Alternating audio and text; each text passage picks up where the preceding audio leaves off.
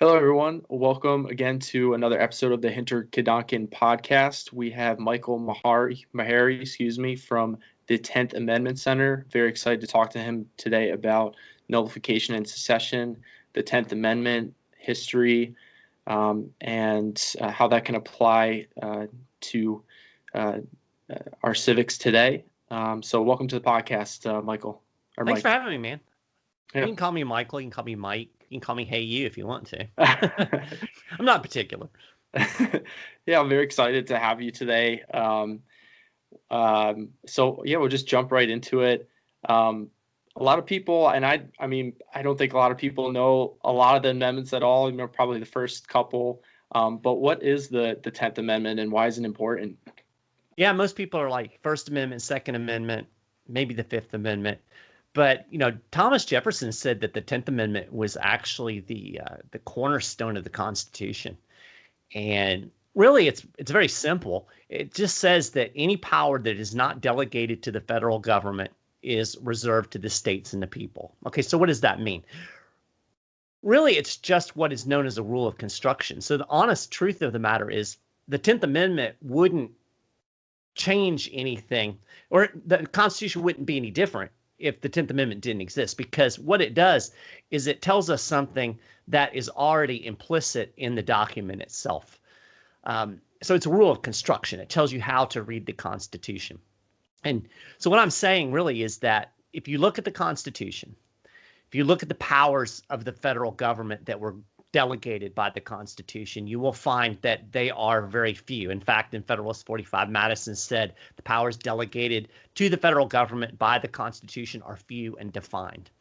And most of those powers you find in Article 1, Section 8, which are the powers delegated to Congress. You'll see the list in that section. And a rule of construction when you're reading a legal document is that if you make a list of something, anything that's not included in the list is excluded. Which makes sense. Why would you bother to make a list if anything and everything goes? So the 10th Amendment really just makes this explicit. If you don't find the power on the list, the federal government doesn't have it. It remains with the states and with the people themselves. So it tells you how to read the Constitution. And what it really does is it emphasizes the fact that the federal government is really very limited in scope, or at least it's supposed to be, few and defined federal powers.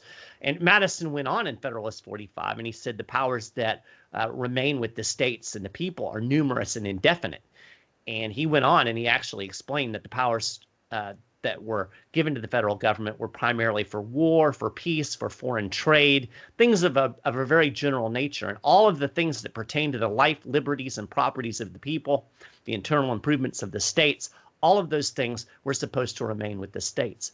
Unfortunately, we have flipped that system on its head today. So now we have a situation where basically the powers of the states are few and defined, and the powers of the federal government are numerous and indefinite. And I would argue that that system has not worked out well for most people, because it creates a situation where power is centralized, it's monopolized, and I believe that monopoly government is the biggest threat that exists to liberty and to individual freedom. So we flipped the system on its head, and the 10th Amendment is a reminder of what the system is really supposed to be. And it also gives us the tools, I'm sure we'll get into later on, to actually try to restore the proper balance of power.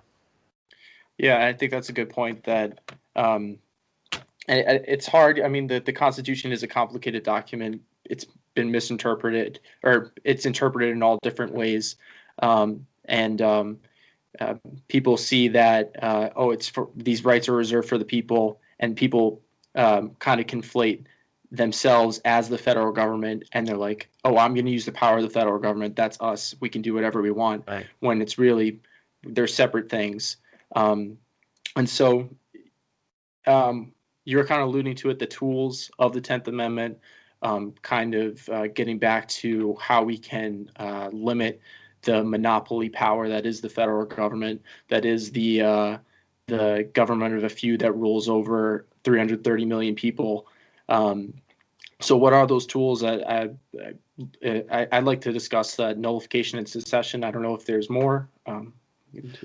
No, that really pretty much those are the two biggies, and I'll start with secession because that is the most extreme and radical. And simply put, I think most people know what secession is. We've talked about it in our high school history classes. Is what the South did, and basically it's just removing part of or all of a political society from the dominance of a government. So let's look at the South because that's the easiest way to do it. It's the thing that people are familiar with. You had a number of states in the South that felt like that they were no longer represented by the government in Washington, D.C., so they made the decision. And they actually came together as political societies. They held conventions, they elected delegates, and they voted on this. It wasn't just some dude somewhere decided we're gonna leave the Union. It was actually a very democratic process, to use the term everybody loves.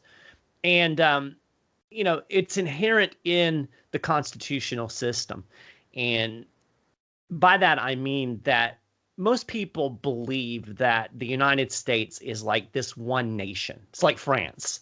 There are no states in France. France is just France. And most people view the United States like that, as one single nation. And that was never the intent. The United States is actually a union of 50 independent sovereign states. And the primary political society in the American system is the state, not the federal government, not the one nation. The states that came before the federal government.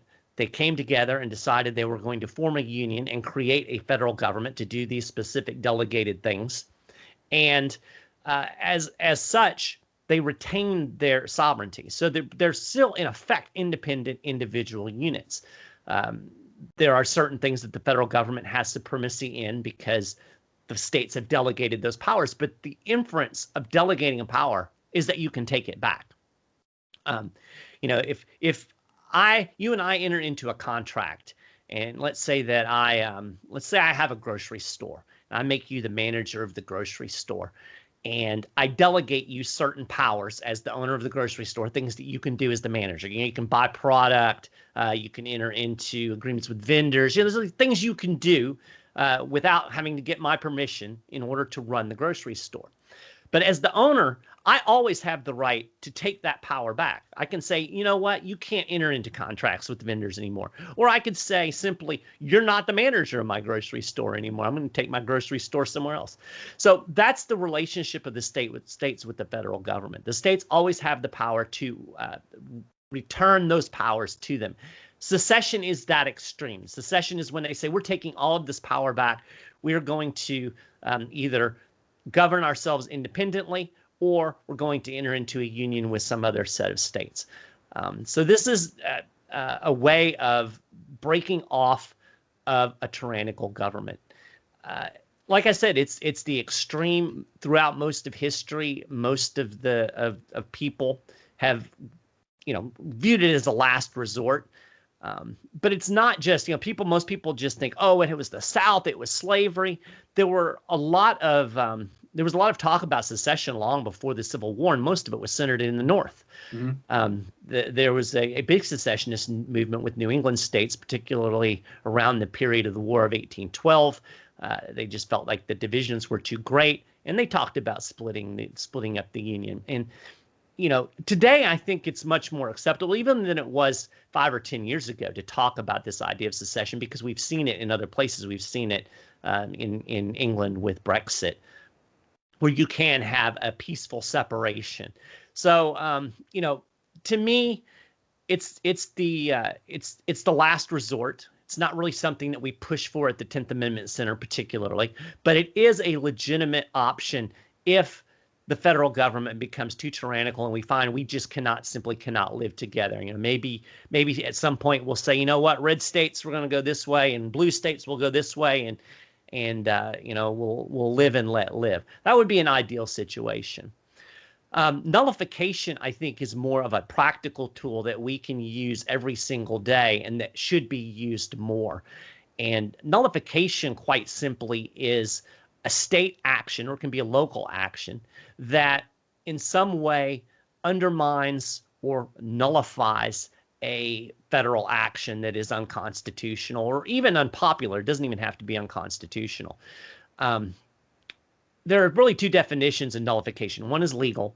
So like if a court strikes down a law, wipes it off the books, the law no longer exists. That's legal nullification. Then there's also what we would just call practical nullification. It's to make something inoperative or null and void in effect. The law can remain on the books, but it becomes unenforceable. And that's the kind of nullification we talk about and utilize at the 10th Amendment Center primarily.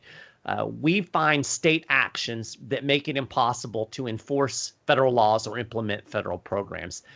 A practical example of nullification that we all practice almost on a daily basis is, we all nullify speeding laws. If you drive down any interstate highway and the speed limit might say 70, we all know that the flow of traffic ain't going 70. The flow of traffic is more like 75, 80. If you're in Houston, it's like 90.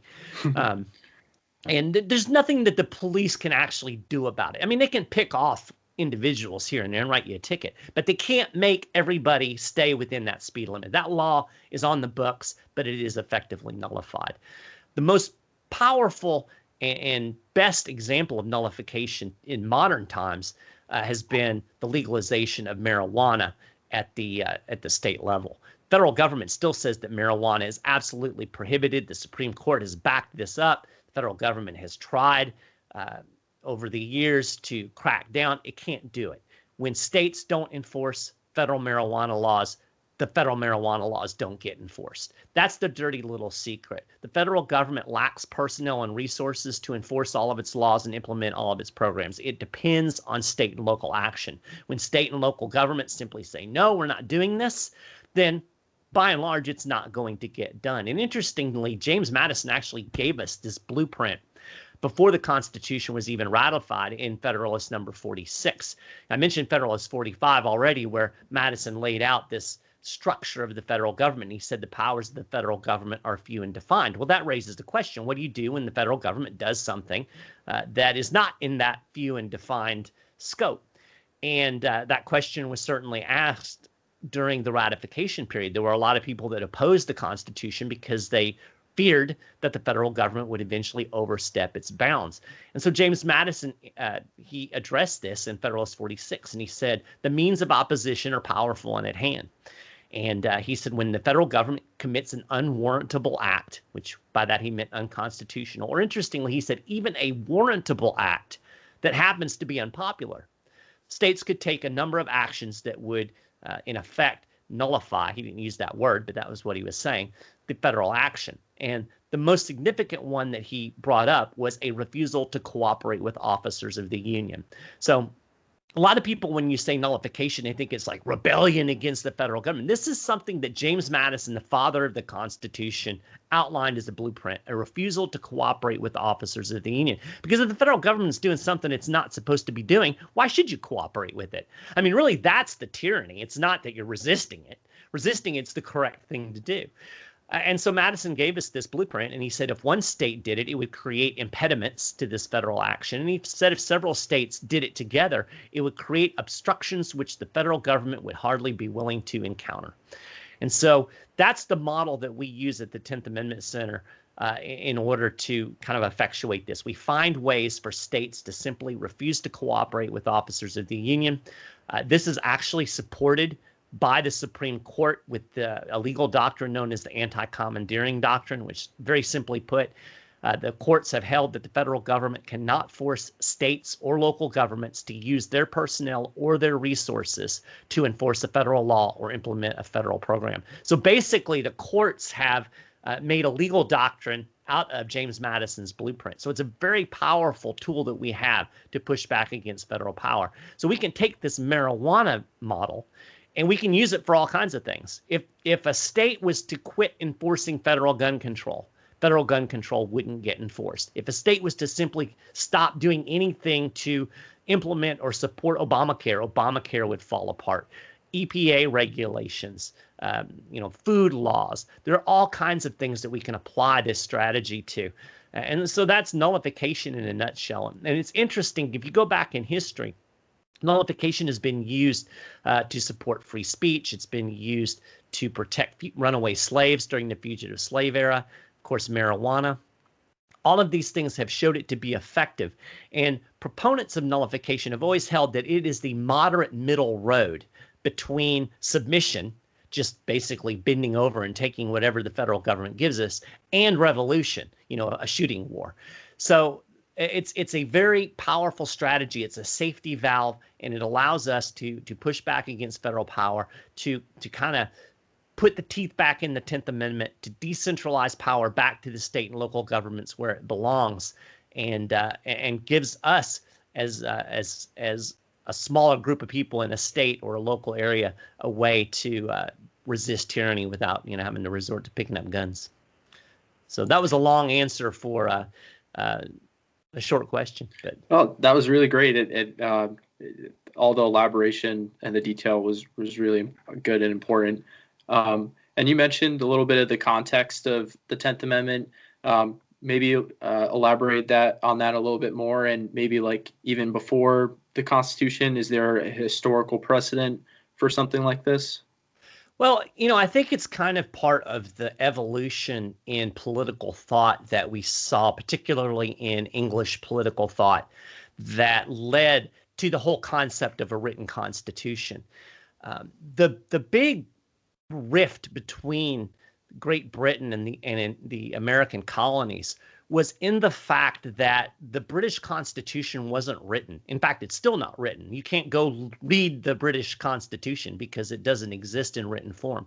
It is literally a living, breathing constitution, and it's made up of tradition. It's made up of the laws that have been passed. It's made up of judicial opinions that have been handed down over centuries. So their constitution evolves. It's constantly moving. And that was problematic for the American colonists because they felt like the king and the parliament were basically changing the rules in the middle of the game. And I won't get into all the history because we could talk about that for hours. But the long and short of it is that the parliament was imposing restrictions and imposing taxation on the colonists that the colonists believed were actually the right of their own colonial legislatures, and that the motherland government was seizing control that it wasn't constitutionally allowed to have. But when you don't have a written constitution, basically Parliament can say, well, we just said that we can do it, so we can. And so that's why the whole idea of written constitutions evolved in the colonies. It's why when the Revolutionary War ended, in effect, that was a secession. It was the United States, or the colonies, seceding from Great Britain. Once that was completed, all of the states passed and adopted written constitutions. And the whole idea was that if we write this down, if we have this listed out in black and white, then we can always refer back to it, and there's not going to be any, well, tradition, there's no argument when it's written down on a piece of paper, ostensibly. Obviously, that hasn't worked out quite as well as we might have hoped, but certainly better than a system which basically the government gets to make up the rules as it goes along. And so the 10th Amendment is part of that tradition. It's part of that evolution of thinking where government is limited. And I think the real radical change that occurred, and this began in the 18th century, the 1700s, and continued into the 19th. It was the idea that government is not sovereign, that government is actually at the behest and the will of the people, so that the people have the right to alter or change the government, as the Declaration of Independence says. This was very much in the realm of Lockean political philosophy. And, before, it was basically assumed that the king, or in the case of England, the parliament, was sovereign, and what they said went. In the American system, the people are sovereign. What we say goes. So we have the right to alter or change. We have the right to secede. We have the right to change the rules. The government doesn't get to dictate to us the terms of its rule. And so this was a radical shift in thinking that occurred during that time, and that led to the American Revolution. So the 10th Amendment is really just part of this. It is emphasizing this limit on government power. and that the powers are delegated and given by the people, not something that is just inherent in government, and that government can shift and change at its own will. So why was the 10th Amendment Center created, and what do you guys do now, and what are you actively working on currently? Yeah, it's a good question. We probably should have answered that question in the beginning. Yeah, I was wondering where I should put that in. No, it's fine. Yeah, the 10th Amendment Center is an organization. We're based out of Los Angeles, California. Actually was founded in 2006. So we've been around for quite a while. And Michael Bolden is the founder and the executive director. I'm the communications director. And the organization, we do two main bodies of work that are connected. The first thing is education. We teach people about the original Constitution, which it becomes very obvious after about 5 minutes on Twitter that constitutional education is gravely lacking in the United States. Most people have absolutely no clue what the Constitution says or means.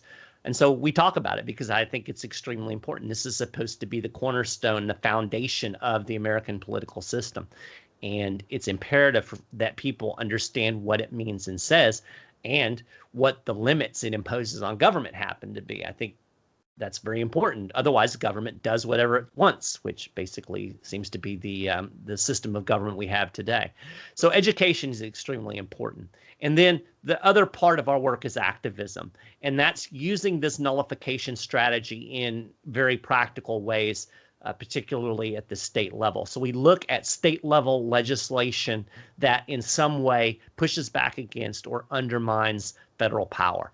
And so some of the areas that we work in policy-wise are obviously marijuana legalization. We've talked about that a little bit already. And then, of course, other aspects of the drug war, which are wildly unconstitutional. There's no federal power for the government to regulate a plant in somebody's backyard. State issue. And but other issues as well. We do a lot in the realm of surveillance, pushing back against the unconstitutional violations of the Fourth Amendment. We do work in the realm of asset forfeiture, as the federal government actually pushes these programs, healthcare freedom, pushing back against the FDA, food sovereignty, sound money. We've got this Federal Reserve that's out there that basically is the engine that drives the biggest government in the history of the world. Sound money would help eliminate that problem. If the Federal Reserve couldn't just print money out of thin air, then the federal government wouldn't be able to borrow and spend at will. So there's a whole bunch of different policy areas. We just look for any way that we can. Where can a state not cooperate with the federal government and make it more difficult for the federal government to do things that it shouldn't be doing? And for folks that are interested in more on the various issues, you can go to 10thamendmentcenter.com. 10th is spelled out, and you'll see from our blog all of the various policy areas that we're working on. Our biggest period of activism is from about January through April. That's when most state legislatures are in session. So at this point, we're actually kind of gearing up for 2021. 2020 got completely foobarred by the coronavirus. So it'll be interesting to see, what issues kind of bubble to the top. There already, of course, is a lot of interest in police reforms.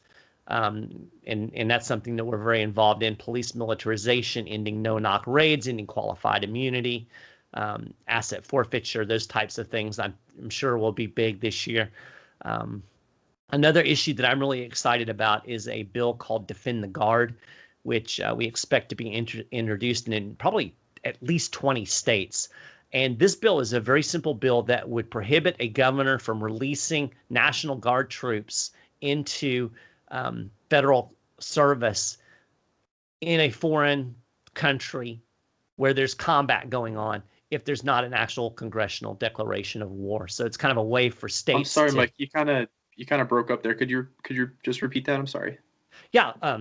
This legislation is called Defend the Guard, and it's a very simple bill actually that would prohibit governors from deploying National Guard troops into foreign combat zone unless there's an actual congressional declaration of war.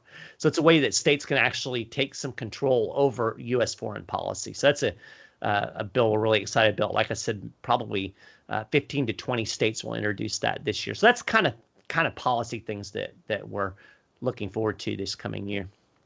And do you help? Like I think I heard Michael Bolton talk about like having template legislation for states to pick up and use themselves. Yeah, absolutely. We've got model legislation on a number of issues at the website, 10thamendmentcenter.com. Some of it we've actually drafted ourselves. Others we've borrowed from various other legislators. But yeah, you'll find a lot of legislation that's available for use, and highly encourage folks to go check it out. If there's an issue you're interested in, you can download the model legislation and send it off to your state representative, your state senator, and encourage them to introduce it. Like I said, it's everything from sound money to stopping federal gun control to police state stuff. So there's a lot of different policy areas that you can get involved in. And so I think along with the kind of vogue is the of not knowing the Constitution is people want to go to the Supreme Court to change everything. We're going to go to the Supreme Court to do X, Y, and Z, and it's going to make society so much better. And that's what the goal is. Do you take opposition to that? Do you see a different perspective? Oh, it's a great strategy. It never works. Mm-hmm. The Supreme Court almost always sides with government power. And if you really think about it, it's a stupid way to think you're going to limit the federal government, because you're asking part of the federal government to limit the federal government. I mean, these are federal lawyers that are appointed by the president, who's part of the federal government, and approved by Congress, also part of the federal government. They're paid by the federal government. They're part of the federal government. So the analogy that I've often used, we use it as hockey. I use football usually, but we're both hockey guys. So we use a hockey analogy. Imagine that we've got a game between the Detroit Red Wings and the Colorado Avalanche, and somebody comes along and says, "Oh, we're going to let the Detroit Red Wing player here be the referee." Well, nobody's going to go for that because he's part of the Detroit Red Wings. Obviously, he's not going to be unbiased. And it's the same problem with asking the Supreme Court to protect our liberties. It is part of the federal government. It is going to side with the federal government.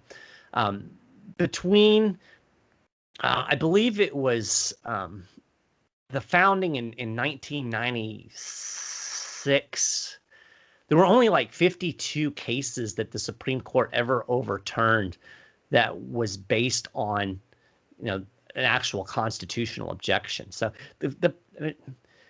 I might be wrong on that number. It might be 152. It's not very many compared with all of the laws that have been passed over the years. The Supreme Court has struck down very few as unconstitutional. So it's just not a good strategy. It's like if you and I are in a debate, you're not going to let my mom be the moderator. I mean, my mom's a wonderful person, but she's not unbiased. And so, yeah, it frustrates me because that's the mentality. If we get the right people on the Supreme Court, that'll fix everything. That's why I was told I needed to vote for Donald Trump, because he was going to, he was going to put the good Supreme Court justices on. The problem is they follow precedent. So even if you have a good Supreme Court justice, whatever that means, they're still going to follow the precedent because that's what they're taught to do. And the precedent's all bad. So, you've got a system that's broken to begin with. And I say this about presidents. I say it about congressmen. I say it about Supreme Court justices. You're not going to fix Washington, D.C. by trying to do something in Washington, D.C. It's like trying to fix a broken down car by changing out the driver. If you have a car, it's up on blocks, the engine's gone, you can put whatever driver in there you want to. The car's still not going anywhere. The federal government is so broken. The system is so flipped on its head. You're not going to change out the pieces and parts in Washington, D.C. and get a good result because they're all stuck in this system that is broken. That's why we take this bottom-up approach to take it from a state and local level where we can actually – we have a cat – where we can actually actually make things happen. You're not going to change anything at the Senate. You can call your senator all day. They're not going to listen to you, your representative. You're not going to talk to Donald Trump or Joe Biden. Not that you'd really want to, right? So, yeah, it's just a bad strategy. If you really are concerned about liberty, if you're really concerned about limiting the government, the federal government's not going to limit itself. That's the bottom line. And hasn't the Supreme Court as well eroded the powers of the state Supreme Courts through their decisions? Yeah, in a lot of ways, they have undermined state authority. And the problem with the Supreme Court, and I warn people about this a lot, and I'm not very popular when I do this because there's a lot of conservatives, a lot of libertarians that disagree with me on this. But I think the worst thing that's ever happened, not the worst thing that's ever happened, but one of the worst things that's ever happened in the American political system is this whole idea of what is known as the incorporation doctrine, that basically the Supreme Court is supposed to police the states and protect us when the states violate our rights. Now, I know that states are going to violate our rights. Governments all suck at every level. But when you put this centralized authority on top, you're centralizing power. And as I've already said, I believe centralized authority is the biggest threat to liberty. So what you end up with is you're playing Russian roulette every time you run to the Supreme Court. You might get a good decision 1 out of 20 times, but the other 19 times, you're getting bad decisions. And when they are at the Supreme Court level, it ends up being adopted across the entire United States. So I'll give you an example. Maryland, they had an issue where a guy had forcibly had his DNA taken, and he sued. The Supreme Court said it was a violation of his rights. Certainly a violation of his rights. I mean, your DNA is like one of the most private things that you could possibly possess, tells everything about you. But the Supreme Court found that, hey, it's perfectly okay for cops to take your DNA, even if you haven't been convicted of a crime. And so now this is effectively the law of the land in the entire United States. Now, it should have never been a federal issue. It should have been a state issue. It was a state police issue in the state of Maryland, never crossed state lines. It should have been adjudicated in state court under the state constitution, which has the same provisions to protect privacy, by the way. Now, the state court might have goofed it up too, but if Maryland's court had said that, it would only apply in Maryland. What we've got now is a bad decision that is imposed on 50 states. That's why I don't like the strategy of going to the Supreme Court. Now, every once in a while you get a win. We had this issue recently where the Supreme Court struck down some of Governor Cuomo's religious restrictions for coronavirus. But if you really look at that, I don't think it's that big of a win because the Supreme Court didn't say that the governor can't restrict religious attendance for coronavirus. It just said that he went too far. So ostensibly, if he finds the place that's not too far, it's perfectly okay for him to do this. And again, it's going to be imposed upon the whole country. New York Constitution has protections of religious liberty as well. Why wasn't this done in state court under the state constitution? Much better strategy in my view, because you're not centralizing power that way. Now, again, a lot of people are going to listen to me and say, well, Mike, we have to have somebody on top of the states because what do we do when the states violate our rights? I can ask the same question about the federal government. What do you do when the federal government violates? Do we need a world court to sit over top of the federal government so that when it violates our rights, the world court can strike it? I don't think anybody wants a world court. So whatever it is that you would do when the federal government violates your rights, just do that at the state level in your state court and pretend like the federal government doesn't exist. It's good advice all the time. Pretend like the federal government doesn't exist. Yes.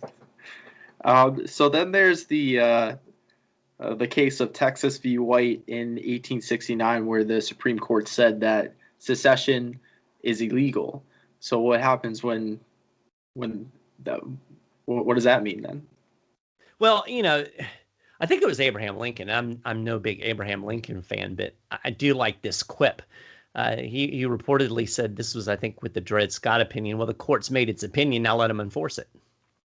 I mean, I don't really care what the Supreme Court's opinion is. It has. I could sit here for hours and tell you all of the ways that the Supreme Court has ignored the original Constitution, that has expanded government power far beyond what the original Constitution intended. And every time it happens, people say, well, the Supreme Court says. Well, the Supreme Court's wrong, so it should be ignored. And the reasoning on the secession, I don't even know what the reasoning was, to be quite frank with you, but it is very clear. If the states agreed to enter into a union, by their own power and their own will, then it logically follows that they can decide of their own power and of their own will to leave the Union. I mean, that's just common sense. It's very clear in the structure of the U.S. system that a state is not bound to be part of the Union forever and for always. And the problem is that, Abraham Lincoln decided that he was going to make it so with cannons. And, might makes right, I guess, in a lot of people's minds. But, the South had every right to leave the Union. And no, I'm not a racist.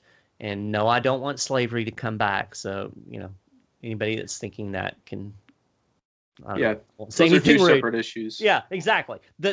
I disagree with the reason that some of these states wanted to secede. Although, interestingly, Virginia, North Carolina, Arkansas, some of the northern states, they did not secede initially. In fact, Virginia held a secession convention and voted not to secede, and then came back and met again after President Lincoln started mustering troops in order to send them to invade the South. So their issue was more with the federal government forcing these southern states back into the Union than it was with slavery. So that's a whole different issue. We don't really need to get into that. But the fact of the matter is, you can actually go to some of the ratification documents, particularly New York's, Virginia's, I believe Rhode Island's. They actually had provisions when they ratified the Constitution. They listed some provisions in there, and they actually listed the right to resume their powers, which basically says we have the right to secede. So this was understood from the very beginning. And, the Supreme Court, some judges making pronouncements don't really change that fact at all. So why do you think people don't utilize nullification and secession in their civic activism, if they even do it these days? Well, I think, part of it's ignorance. I mean, I think a lot of people there are probably people listening to this show right now who've never heard of nullification.